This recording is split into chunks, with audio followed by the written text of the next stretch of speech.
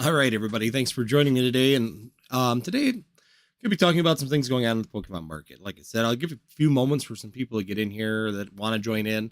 Of course, if you are watching what's going on, of course, Pikachu is going to be going on at 9 o'clock. So I'm just going to keep this to about a half an hour. Not going to try and go too far past that just because of the fact I want to give respects to them to go ahead. Reason I'm jumping in here, of course, things have been happening. A lot of things have been going on. People who follow my channel have been seeing I have not been posting lately. A couple reasons. Number one, farming stuff. And number two, I have had a congestion cold like nobody's business. And this is probably the best that I've been in the last few days. So once again, thank you guys for anybody that is joining here today. And it's going to be a little bit rough. I'm going to try and go a half an hour, but I'm going to go as long as my voice can go. I do have some more information coming forward. Of course, I've got some investment videos with booster boxes, things to look for, things to go through. But once again, those are all things that we're going to be looking for here in the near future. Like I said, it's just been really, really difficult to get a video out when you can't talk very well. So, Ivan, thanks for joining. I see you're the first person to say in chat. Thank you for saying something. I've been doing okay. Overall, I just have not had voice and had a lot of congestion. So it's been very difficult to try and stay up with content and try and keep up with actually being able to talk about anything, especially with everything that's been going on with, of course, the Pikachu with the gray felt hat. Of course, has been big news, big things that's been going on with that. Definitely some interesting things when it comes down to that particular item. And I think it's a really cool promo overall. I did try and get one. My server failed right at the point of where I tried to open it up. And definitely just gave up. I figured I'd just pick it up on the secondary market, and I think that there's going to be plenty of opportunity for that Pikachu with the gray felt hat in the future. I think that it's going crazy right now. Personally, watching the deal with the actual museum itself, it's kind of embarrassing, in my opinion, the way that people were acting. And I can tell you probably for a fact that most of those people were not actually collectors. I bet you that there were a lot of flippers just trying to get that card and flip it immediately. So KT Outdoors, thanks for joining me. Thanks for joining live. Once again, it's just really cool. It's kind of interesting that, I wanted that promo particularly. I think it's a good addition to my Scream promos, and it's definitely not going to be something it's going to be really expensive, I think, overall. Depending on the quality, PSA 10s might go extremely high, but I don't think that the quality is going to be that bad. Some people have gotten them. Doesn't look like the quality's too bad on them currently, and if that's the case, it's definitely going to have some opportunities there also. We got Brown CLM in the chat. Thanks. Greetings from Appleton. So we got another Wisconsinite inside of here. So got a couple Wisconsinites hanging around on the channel, which is great to see. Thanks you guys for joining, of course. And yeah, like I said, when it comes down to it, overall, guys, I would just wait on this promo. I think that there's going to be plenty of opportunities. I think there's going to be plenty of things to happen. And now Pokemon's kind of made it sound like they might be doing a reprint of it. And if there's a reprint of this particular item, that's definitely going to be a huge factor to the overall value of it. So once again, I just kind of want it for the finish, like that whole art theme with the Scream promos going into the Van Gogh promo with the Pikachu with the red felt hat. So it'd be really cool just to have all of these like art promos that are out there that are recently been released, and definitely a lot of fun that way. Well, thank you, Ivan, for joining. Thank you for joining the membership. Once again, just the 99-cent membership, and it helps out the channel a lot, guys. If you guys do want to join into that, I have wanted to work on that a little bit more, but we've only had a few people join. So if we can get a few more into there, definitely great to do that. Thank you very much for joining that membership. Thank you. We'll get the little emojis in the chat, and it just kind of a little bit bonus for me for the channel, of course. Thank you very much for that. But overall, like I said, it's just really cool to see that promo. It was a really cool, really fast moving. It didn't seem like it had a lot of release notice to it either. It was like within a week you heard about it. People put it up on Instagram, and then like a couple days later, it was released at the museum. So it was a very quick moving item overall, but overall, just seeing the way that people acted when it came down to purchasing that, it was really embarrassing. But once again, I don't think that those are true collectors. I think those were more flippers just trying to get their hands on it first, and it just created chaos. Other interesting thing that we're seeing when it comes down to that particular promo is there's been a lot of cancellations of product from Pokemon. Now, the interesting thing is that people aren't necessarily getting the Van Gogh products, but they're getting the promos still. So I've seen people showing on Instagram that I follow and some other individuals that I do know personally that have had a playmat canceled, but yet they still get one of the items. So they've got like the playmat and the sleeves. The sleeves are still coming. The playmat got canceled, but they're still getting 2 of the promos on their actual sheet. Whether they're going to get the 2 is going to be interesting to whether or not that actually happens. But yeah, it's going to be kind of interesting to see how that all plays out. Overall, I think that that's going to be really good. I think that that's going to continue to really be interesting to see how that plays out, especially with those products. I know some guys that got really upset because they tried to get products, and when it came down to it, they purchased products and then they tried to go back for the free shipping. Now, even when I went in there and I was like 2-3 minutes after the opening of these products, I had the mindset that I was going to buy one product, purchase, finish, and then maybe try and go back and get another one. I wasn't too concerned about paying the shipping at that point in time. And like I said, the server kind of failed. I couldn't really log in. It took forever to log in, and then it just fell apart and I just gave up on it. So overall, it's definitely something that's going to be interesting. Overall, I think that there's time. I think you got plenty of time to play with it and plenty of time just to wait it out.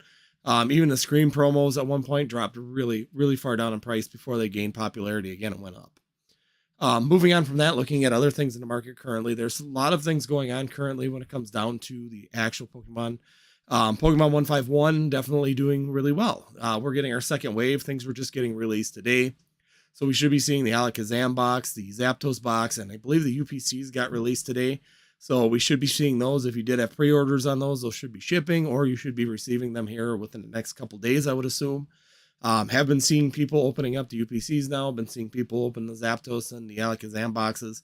Definitely a really fun set overall. Like I said, it looks like a fun set. It's been a lot of fun to open. The little bit that I have opened, I've opened a few of these, so I do like this product. I will say this is probably my favorite product of the whole thing, which of course is this little 6-pack booster. I think that that's a really, really nice and fun way to get 6 packs at a really reasonable price. Another thing is too, still check with your GameStops. I was able to pick up another one of these today when I picked up a 6-pack booster bundle at GameStop. So I still have some of those Charmeleon promos. They said a lot of people weren't asking for them for some reason. And if that's the case, there still might be an opportunity to get that GameStop promo. So there's that Charmeleon GameStop promo that came out with Pokemon 151. Once again, great opportunity just to have a really nice little promo. Overall, value-wise, I don't think that there's going to be a ton of value in it overall. I think that it's going to be something that's going to be fun. Cool to have. Nice little sidekick for it. It's just a reverse holo. Got the GameStop promo, but I don't see huge value in it in investment purposes. It's just cool if you're looking for those GameStop promos, and if you have a collection of them and that's where you want to be looking at things, definitely a great opportunity to try and check with your GameStop to see if they still have them available. Like I said, guys, please be patient with me. I'm just trying to have some content here with you guys and actually get back up to date with you guys because, like I said, I've been had this head cold and it's just been driving me crazy. I should have probably done a lean heart video when I got sick, talking with a towel over my head and a warm, put on a little warming blanket on myself just to show that I was sick. But figured I'd just be a man and just push through it because I still got farming to do. I still got work to do. And well, when I got home, pretty well wore out. This is probably, like I said, the best I felt this late at night. And I just wanted to have an opportunity to sit here and talk with you guys and really catch up and really put my thoughts out on some of these things that are going on currently in the market. Last thing I want to talk about, of course, is that Pokemon collection piece, the $400 and $399 one. I am seeing some pre-sales, and I'm going to put up a link. There is some pre-sales for this thing again coming up, and some people are starting to sell them for like $365, $350 for that particular item. So if you are looking for that still and you really are interested in that particular product and willing to pay a little bit for it, then there's definitely some cheaper avenues than that $399 that was available on Pokemon Center and at GameStop. So there are some other outside sources that seem to be able to get some of this for themselves, and they are giving it to you at a discounted price if you're interested in that. So I will be putting that up on the community page. There was 2 places I found that were put up on the one of the Pokemon sites on Twitter, and I will definitely be sharing that with you guys. That way, if you are interested in it, you can find it. Overall, I don't see $400 worth of value in that particular product. I just don't. I mean, they could have done a nicer job in the English version for the $400. Overall, I know some people have said that they're willing to pay that they see the value. I just don't. I mean, plastic playing stuff and these deck boxes that are just pretty simple. Overall, getting more base set decks and things like that, and calling it nostalgia is really difficult for me. Overall, I think that there's some better nostalgia things that you can purchase with that $400. And that's basically where I kind of feel in that particular item. I know that there's probably some people that have some different opinions, but overall, I just don't see the overall value. And if you do, I mean, great. I mean, go for it. I think it'd be really fun to have. I thought it'd be really fun to have in our game room. I thought that it'd be really cool when I have some of my adult friends come over that we could sit down and have a really good tournament or play on that particular item and have some fun with it. But, you know, overall, like I said, it's just really difficult for me to want to pay $400 for that particular product. Even $350 is really pushing it. I just don't see $350 worth of value in that particular item. And it's definitely not something that's going to probably be in my room unless I can find something way under the market value of that, or MSRP on that particular item. May happen. Maybe people won't have as much interest, but I think a lot of people are going to rip that open, just hoping to grade them cards and try and get first to market and then race to the bottom for the overall value on those particular cards. And depending on the quality of them, there might be a really difficult chance of getting a 10. And if you get to some 10s, then there might be some really good value. But if the quality is fairly decent, which for $400, it better be, if it's got some really decent quality to it and then everybody gets 10s, there's not going to be very much value to those particular cards for very long. So once again, you're going to be playing that race to the bottom game, which is just not something that I'm always interested in. Changes on the channels. One thing I did want to talk to you guys about and put out there on this live was talking about my new video style. Going to be definitely doing a lot more video styles like I did with the Shiny Vert one, where I'm going to start doing like an opening, doing like an informational section of it, and then putting my opinions at the end of the videos. I think that that's a really good way overall to definitely present things a little bit better. I want people to think for themselves. I've never been the type of channel that wants to just completely direct people on what to buy, when to buy, and just do it now. I've always wanted people to think about their investments a little bit and take the time to really learn why they're investing in those particular products. Anybody can say in this hobby to invest in something, but if you don't know why you're investing in it, then you shouldn't probably be purchasing those particular items. If you can see the evidence behind it and the train of thought and the reasonings on why to purchase those particular products, then that makes a really good ideal for why you're investing into that and why you want to hold that for the long term. Once again, I'm not really a big fan of just telling people what to buy. I've never been that way, and I just don't see the reasonings behind doing that. Overall, I just feel like, you know, giving people a cup of coffee is great. It's helpful, but teaching them how to brew their own coffee is going to be a lot more beneficial in the long run for that particular person. Same thing with the fishing analogy. You know, you can give someone a fish and it's great. I like giving you guys fish every once in a while, just so you get something to get going, give you an idea, give you a direction. But then I like to teach you how to fish, because if you learn how to fish, even if my channel quits, if I stop doing this channel and investment goes away and Pokemon kind of dies and you want to continue to do this, at least you know how. You have the knowledge and the basis to be able to do that. And it's always an important factor to me when it comes down to that. Hey, DigiSmithy, thanks for joining. Once again, I'm just kind of doing a short live Digi before Pikachu does his with on his live. I can't redirect to him. I was going to redirect directly to his live afterwards, but I have to talk to him about giving me permission to do that. Apparently now they put up permissions, so I'll have to talk to him to be sure that he opens me up for those permissions. But definitely check that out. I have the link here, and I'll see. Maybe I can put it in the description quick, or here I can do this. I'll just dump it in the chat here quick for you guys. So afterwards, you guys can definitely go there.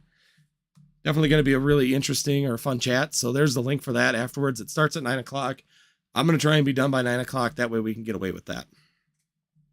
What do we got here? If you give a man a fish, you feed him for a day. When you teach him how to fish, you feed him for a lifetime. Exactly. And that's always been my personal aspect on things is that I like giving people some information and giving them things to do. But overall, I definitely love to just be able to teach you guys how to do it better. And that's sometimes like these videos I do where I kind of make things against the flow. So even like the Pokemon 151 video where I was talking about it being boring. To me, it did get a little boring. But I'm immersed in this hobby so deep. I mean, I literally watch TikTok videos. I am always into different aspects of this hobby. I'm always watching how markets perform and how well things are doing. I'm building battle decks. So of course I'm already looking at the next Japanese set. So when the English releases, I know what cards I need for my next battle deck. And there's always that expectation. I'm continually watching things way ahead of time. And I knew that they would get boring. It always does. And my biggest complaint was that they didn't release it like they do with a lot of specialty sets where they do 2 weeks, 3 weeks, and then they release the English version. I don't know why they did that with Pokemon 151 to push it so far away. But once again, it gives you that outside of that box look. Maybe people in the hobby are actually thinking that way. I'm not the only one. And even that video showed there's probably a third of the people in the comments that were saying that they felt the same way. Granted, 2/3 are very strongly saying that I'm crazy, but there's still a third of the people in the comments that were saying exactly what I was feeling is that, Japanese usually has better quality. Overall, we've seen a ton of it. We know everything that's coming. There's no surprises. And overall, that can lead to some very slow sales. And overall, in this area, sales have been a little bit slower. I can still buy Pokemon 151 ETBs at GameStop, at my Walmart and Target. Like I said, today they just got a new shipment of these 6-pack booster bundles. So those are still pretty readily available currently at this point in time. And once again, it isn't moving as fast as like the LGS has thought. The opening day was busy, but overall it just wasn't, it wasn't exactly as busy as they were expecting, especially the LGS still had, ETBs available. They still had some of the poster bundles left, and they also had the binder bundles left. So they still had quite a bit of stuff coming into last weekend, a week after the release of that particular product, which is a lot of interesting information when it comes down to Pokemon 151. Now, other places in the country said it was gone immediately. And once again, that's not surprising either. It could be pocketed. There could be a lot of things going on. Here, it's low population. And overall, I've been seeing a steady slowdown of Pokemon purchases outside of, the house. I think the other big part of it, the other big thing that people need to remember is that some areas are really poverty stricken. Where I live in this area, it's a little bit more poverty stricken. I actually have a lot of income to be able to do this stuff here. But in general, the average income in this area is like $23,000 for a family or for a person, or around $45,000 for a family. That's a really low price. And when you start talking about increases of fuel almost crossing $4 again there the other week. We had groceries, of course, up double. And of course, people's rents are really increasing in price this year. And that's really putting it. So in this area specifically, we are seeing a really big slowdown when it comes down to those particular items. So it's definitely could be regional. Once again, I'm able to pick and choose what I want. And that's just an interesting aspect when it comes down to some areas are going to be better. Some areas are going to be slower. What we got? We got a question from Pokemon Sleep Deals. Thank you. Thank you, sir. Thanks for joining. Once again, thanks for joining the chat. He asked, Raging Surf, what are your opinions on it? Crazy as you can get a Japanese booster box for $8 cash here. Yeah, and overall, that one has been staying really low in price.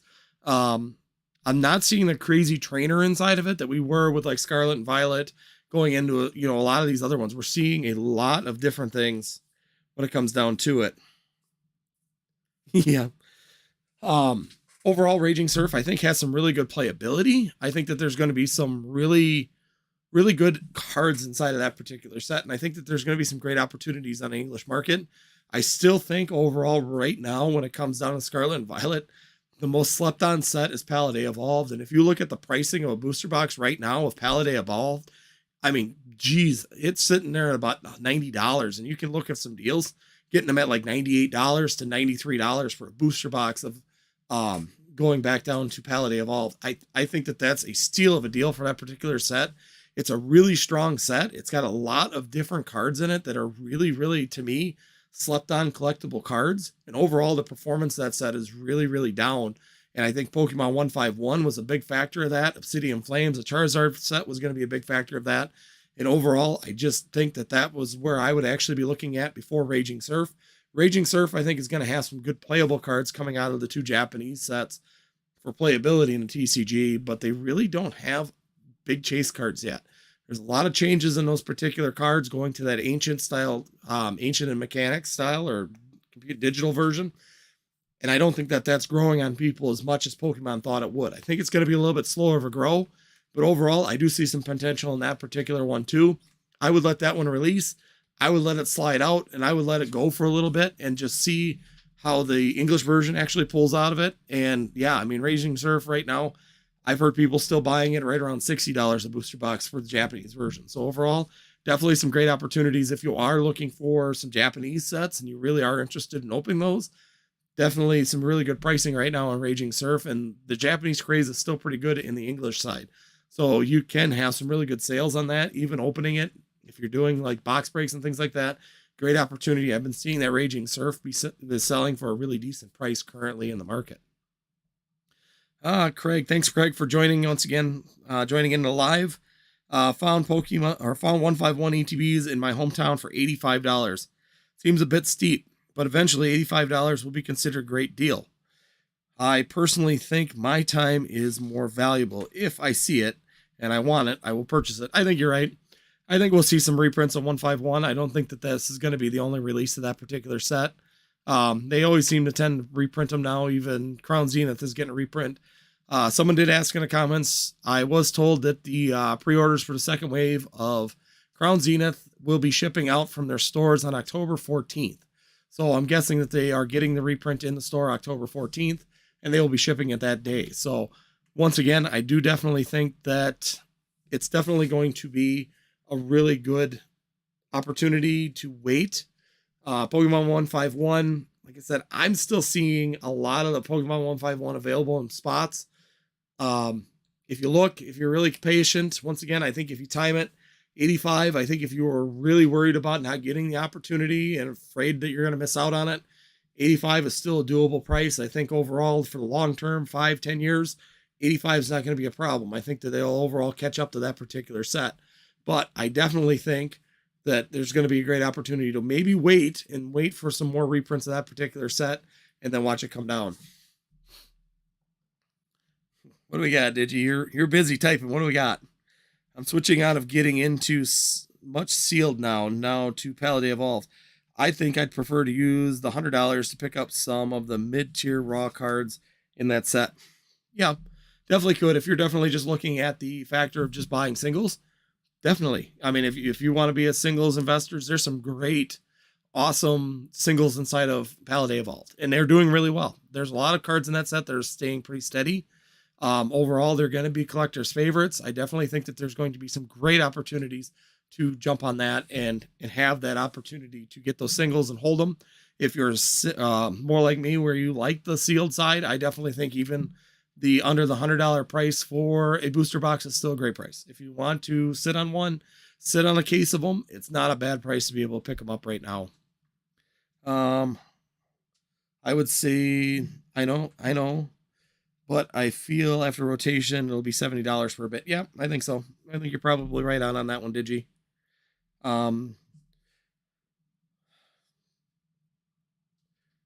Didn't forget about the Raging Surf in November. We won't have another set until Aprilish.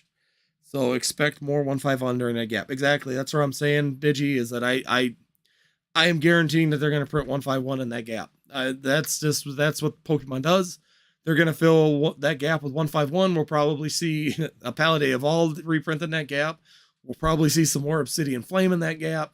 I mean, they're going to fill that gap with a lot of reprints if we're going to go that far between the two sets. Once again, we're looking at like from Vivid Voltage to Battle Styles. It was quite a gap in between there to the end of March, the end of November to beginning of December to the end of March. Definitely had, Shining Fates come in there, and then they reprinted the crap out of Darkness Ablaze, Shining Fates. They started filling in. A lot of Shining Fates was released in that particular window, and there's definitely going to be that there. Let's see. 75 is a great deal in 3 years. Pokemon is reprinting this into the oblivion. And it'll be yet to be seen. I definitely think that overall, I think that if you wanted to wait, you're going to get better deals waiting. Pokesleep deals. I definitely think Pokemon Sleep deals. I definitely think waiting on 151 is better. If you're afraid, you're scared, you think it's not going to happen, you could cost dollar average it out, just like any of us do. If you're worried about it, buy a little bit now and wait and see what it does. And if it gets huge reprints and you can pick it back up at $55, do it. You're going to cost dollar average it out, and it isn't going to make too big of a difference when you're only talking 85 to 55. or 60.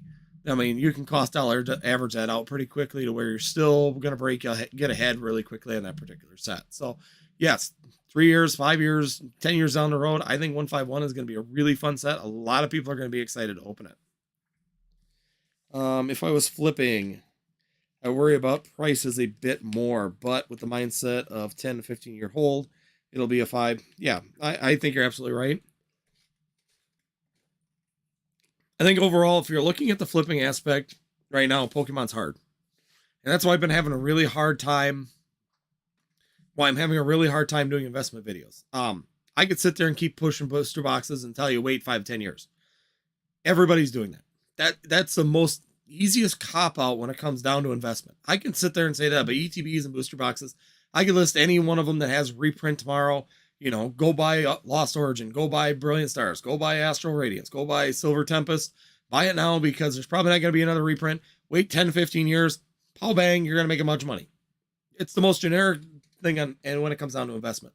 To me, investment videos, if you're looking at them and you're looking for true investment videos, you're looking for something that's going to give you information that you can use like a stock market. You're going to be looking for something that you could potentially use today to maybe bolster your collection or bolster yourself and try and maybe be able to make that next flip and be able to maybe use that next deal. So a lot of times when it comes down to investment videos, to me, I think that there's more value in people that can see those shorter term investments. I'm not saying flipping. I'm not saying buy it from Walmart, sell it tomorrow on TCG Player, but I'm looking at like the year-round, year to two range holding of these particular items. A year or less is actually what I'm still looking for when it comes down to some of my investments, and not a majority of them, but some of them, because that way you have that opportunity to bolster your accounts. You can use that money to potentially build your collections, you know, add on to my Flareon collection, add on to a Pikachu collection, a Mewtwo collection, whatever collector you are. And it gives you that free space in that bubble for where you can actually be able to sell something if you need to in a pinch. To me, I don't think holding everything long-term and saying, hey, I can buy this, you know, this booster box here for $125, $130, sit on it for 5 years, and then maybe it might gain $10 in that time frame, but after 5 years, it's going to shoot. Well, that's great, but if I need money in 3 to 4, I'm SOL. I'm going to have to sit. And I don't necessarily want all of my portfolio to be stuck in that particular mindset to where it's all just stuck for 15 to 20 years. I'd rather have some of it mature out in a year, some of it mature out in 3, some in 5, some in 10, some in 15. That way you've always got that opportunity to be able to roll through, change, adapt, maybe get the better items, build your collections, and do those things. All right, what do we got here? Thank you on that. Tactical Piece. If you didn't get the cheaper pre-order price for 151, waiting is your best option. Yeah, exactly. Pre-order pricing. I don't see the set going much below MSRP. I don't know how much they would have to print personally to see it go below MSRP for very long. It's just, I just don't see it happening overall for the long term. It may drop down for a couple weeks on a reprint, but I think overall it's going to quickly go back up in price. Let's see. Pokemon sleep deals. 15 to 20 years of controlled room temperature to keep these. Yeah, a good investment. A lot of people focus on the investment and forget about the protection. Talk about it. Yeah, I mean, it's a great thing. And I've done a video on protection, on how I do my protection things. I use sealed totes. I put in the little, bags to try and get rid of the moisture. Keep them in a little bucket in a corner. Seal those things up and just keep them closed. Because to be honest with you, the worst thing you can do is put Pokemon cards in high humidity, high temperature, shifting heats and temperatures. It just destroys the cards. You'd be amazed. I've pulled cards that people have had in a storage unit for 15 years. They're junk. They're gone. I've pulled some diamond and pearl stuff from back in the days some friend had in a storage unit. He asked me if I wanted it. And it's really junk. It just got obliterated. The cards are all twisted. The hollows are all bent and they're all crinkled. Definitely something to talk about. And it's definitely something to think about in the cost of those 15 and 20 year investments. If you got to protect it that long, that's a lot of storage time.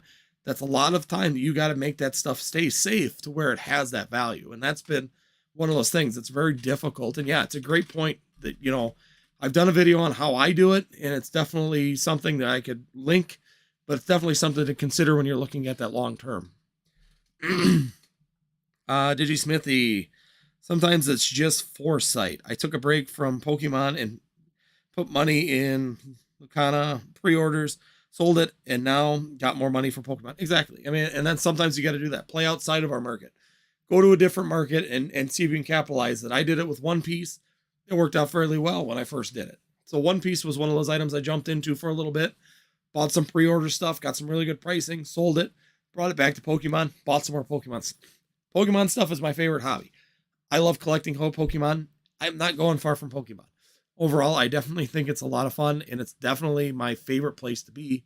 I love playing in Pokemon. I like collecting in Pokemon. I like investing in Pokemon. It's just my thing. But yeah, definitely another perfect example. Look at those other things that are going to be successful. Jump into them. Definitely have that fun. Go look at those things and definitely go and use those to your advantage as leverage. If you don't want to do it in Pokemon and you don't see the investments in Pokemon to leverage that money and be able to capitalize on it, look at something else. There's a lot of different opportunities out there in TCGs, and sometimes you feel a lot less guilty doing it to another TCG. Let's see, Northwoods, you're actually looking like a guru regardless. You could convince someone to grab Pokemon Go now and will eventually see gains of some sort. Time is everything in an investment. It's true. I mean, it just depends on how long you want to hold it. Does anybody think the Pokemon Go is not going to eventually make money? It probably will. I mean, overall, everything in Pokemon has shown trends of making money. It's just a matter of how much time you want to wait. Once again, a well-balanced portfolio will outperform anything in the end of the day. It's the same thing with the market. My portfolio is based on some risk. I've got some really short-term risk stuff. I've got some really long-term, conservative stuff, and I've got some good mid-grade stuff in my standard and retirement portfolio. Right now, I'm shifting things into more conservative just because of current markets and where things are looking.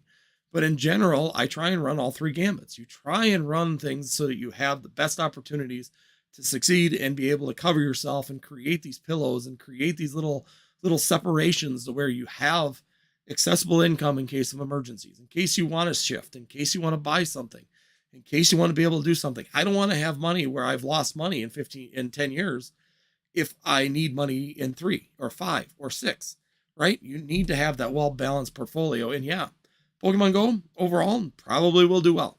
It's going to take a long time. And if you want to sit on something for a really long time, go for it. I have two cases of ETBs sitting in storage. Do I plan on them moving? No, they're going to sit there for probably 10 years before I even look at them. Unless something really shifts and something really changes in Pokemon and we get another explosion in Pokemon, then the opportunities might be there. But once again, it's all about timing. It's all about that portfolio coverage. It's about that creating different markets and using the different tiers. You can run conservative, you can run high risk, you can run moderate, and you can definitely do a lot of different things in this hobby. And just because it doesn't work out as a high risk doesn't mean you should just bail on it sometimes. Sometimes you want to be able to push that out further and be able to sit on it. Sometimes you need to just bail on it because, hey, I need the money and I can turn this into more money. If I take a loss here and put it here, I might be able to capitalize a little bit better. There's always these things in the markets that you need to be looking at and definitely working with when it comes down to these particular items. DigiSmithy, I made out like a bandit with One Piece. I'm king of hitting restock in Romance Dawn booster boxes for $100 in December. Worked out well. Yeah, and that's exactly how I did really well on One Piece, is getting those restocks. Once again, my LGS wasn't big on One Piece. They had it. They got it from the distributor. Overall, it was a really slow mover for them there. People were really just buying it to flip it, and that's exactly where it comes to. But when it's all said and done, I just go back to try and true Magic and Pokemon. Exactly. To me, I still am a big person to stay at Pokemon. I mean, I come 15 years down the road, and that's where I was laughing at the comments when they said I finally gave up after a week of not posting. Like I said, you can hear my voice. It's pretty much gone at this point. Like I said, I was only planning on doing about a half an hour, 45 minutes, and I was going to kick you guys over to Pikachu. Once again, it is what it is. Sometimes we get sick. Sometimes we got to push through things. And I could have done a stupid video where I acted sick and told you guys I'm sick. But overall, personally, I'd rather just push through, man up, and just get her done. I mean, it is what it is, and we'll make the best of it. Brand new, old Pokemon will always be worth more than brand new Pokemon. Throw enough shit at a wall and it eventually stick. I don't always agree with that, Craig. And I'm going to put it into a perspective. Once again, I always sit there and look at overall collectibles in general. The most expensive basketball card is not the oldest basketball card. The most expensive baseball card is not necessarily the oldest baseball card. Overall, it really comes down to the popularity of the actual collectible and how many people will come back and be nostalgic about that particular area. A lot of people are nostalgic about the original Pokemon sets. I will say that. I'm one of them. I love the original sets. I still would rather have a base set Charizard over a lot of the modern Charizards. But in general, how many people have come into the hobby between 2021 and 2023? We have probably quadrupled, if not 5 times, the amount of people and exposure in these particular sets at this time. Does that mean that every one of these cards is going to do fantastic and going to outperform base set cards? No, not at all. But we have a really good chance that this generation of Pokemon collectors may have more money than we do. And these particular cards, the best cards out of here, that Moonbreon might actually be the base set Charizard at some point in time. The number of people that are looking for it versus the amount of people, the amount of them available might become a big factor when it comes down to the overall price and how much people are willing to pay for that. People are willing to pay for that if they have money and nostalgia is there. It always fails. The oldest things are not necessarily in collectibles the best. Yes, there are some really good old things that are expensive. It's not all of them. And that's just the way to look at it too, is that you're risking it on the fact that you'll get more people back because there's so many people that have become active and become engaged at this point in Pokemon. And new kids have come in and been very engaged in this part in Pokemon for years. My son has been engaged for 2.5 years, 3 years. Fully engaged. That's a huge part of nostalgia when we go through all these alternate arts. Will he continue to go through high school? Will he continue to do this through going into college? I don't know. Will he come back to it when he's starting to make some real spendable money? Possibly. So that's always a big factor what we need to look at when it comes down to collectibles. Is it's not always because it's the oldest that it becomes the most expensive. It can be because it's got the most people viewing it. And that could be a big factor at the end of the day.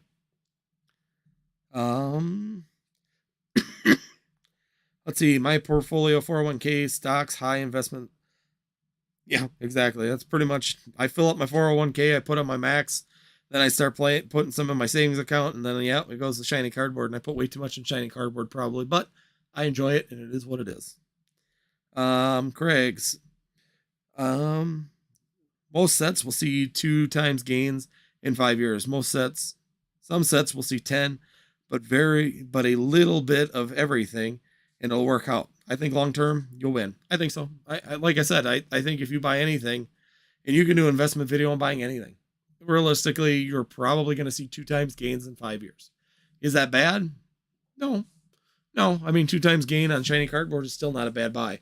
Overall, is there going to be sets that will perform better than others? Of course. I mean, it's just a matter of picking out the best ones that at those certain milestones that you pick, that they hit certain prices and that they perform like they want. Then yeah, definitely some great places to do that. Overall, I think it's really hard to pick a sealed Pokemon product that will not perform well in 10 years. I would be very hard pressed. It would be harder to pick one that wouldn't perform than it would be to pick one that will have gains. And that's just my opinion currently.